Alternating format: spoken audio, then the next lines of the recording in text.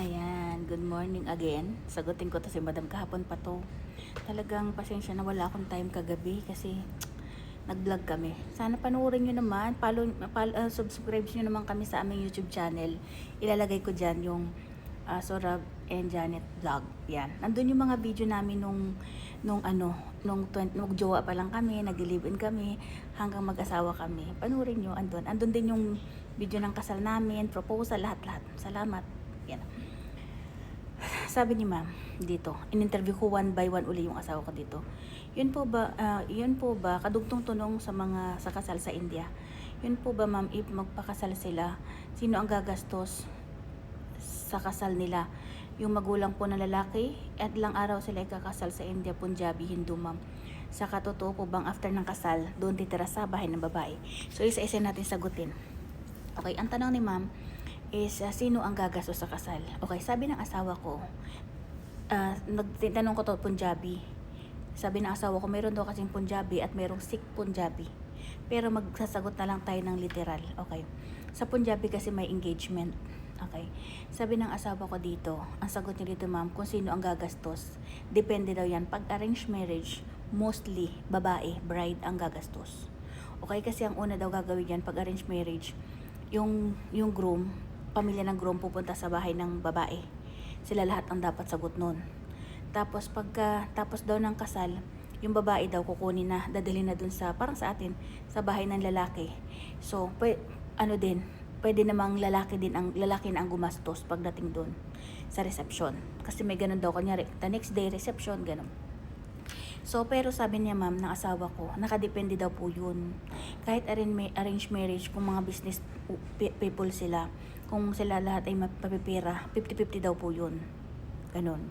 So, tapos, kumbaga, kung halimbawa naman daw love marriage, okay, sa love marriage naman daw ma'am, una sa lahat, pag love marriage, hindi agree ang both family, ang nagagastos daw po nun ay yung dalawang tao.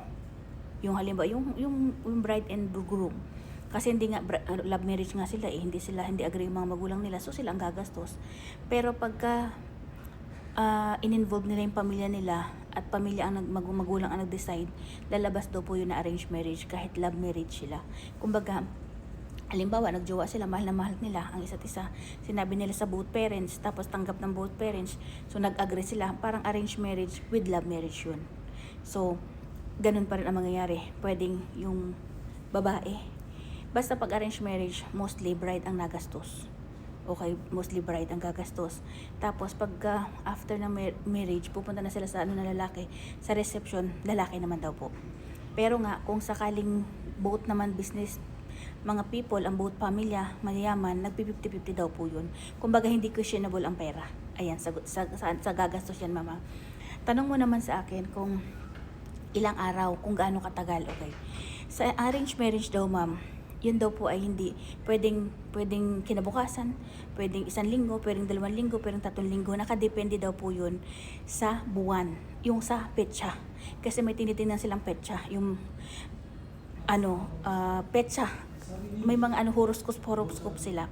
Tapos sa Punjabi daw, mostly daw dyan, daytime ang kasal. Yung pala, sa mga Indian, Hindu pala, gabi pala ang mga kasal nila mostly. Hindi ko alam yun, kanina ko lang nalaman.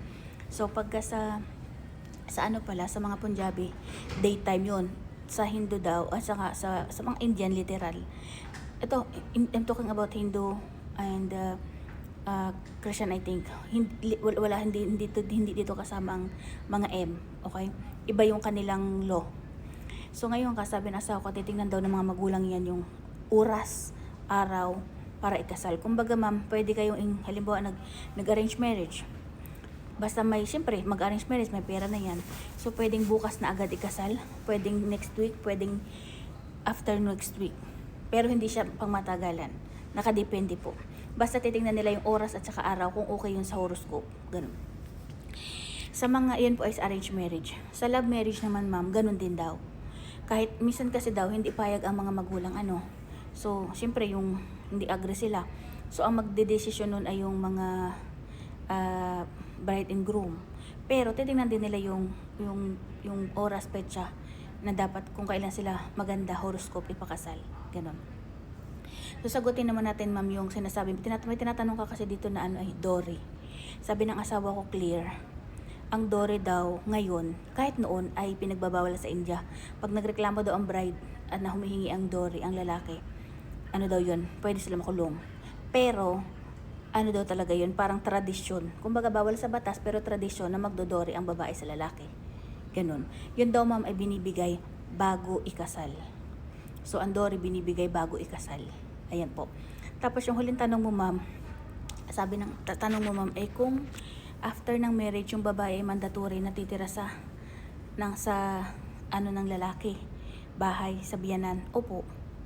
Kumbaga sabi ng asawa ko ngayon, kasi ngayon, okay, may mga babae nagtatrabaho na ngayon, pwede na ng both magtrabaho, hindi na siya ganun ka level up mandatory. Pero pag ang lalaki daw ay nagtrabaho sa ibang bansa o sa ibang lugar, dapat ang babae nakastay sa biyanan, sa mother-in-law. Ganun. Pero noon talaga, noong unang panahon, mandatory na dapat ang babae pagkatapos ng kasal titira sa bahay ng lalaki. Pero ngayon nga, sa sitwasyon ngayon, iba ng generation ngayon, nagtatrabaho na rin ang babae, ang lalaki. So, pwede na silang bumukod ng tirahan. Pero pag ang lalaki lumabas ng bansa, mandatory na ang babae may iwan sa biyanan. Ganun daw po. Ayan, sana nasagot ko, ma'am. Ang haba, no? Sabi niya, grabe yung mga ano mo, yung mga kabayan mo, detail na detail talaga yung ano. Bakit? Sabi niya ganyan.